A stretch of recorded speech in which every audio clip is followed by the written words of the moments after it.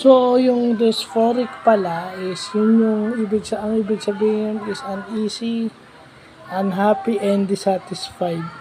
So, kagaya nung kabablog lang natin yung premenstrual dysphoric disorder or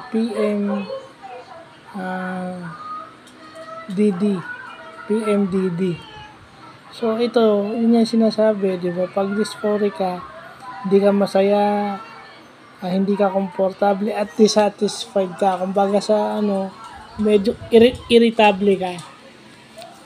Kaso in-associate lang natin sa regla kasi natin yung types of depression, pero yung pala ibig sabihin ng dysphoric. So, again, another English vocabulary enhancement. So, mas maganda dyan, pati yung ating English vocabulary na-enhance ng dahil doon. So, yun lang po.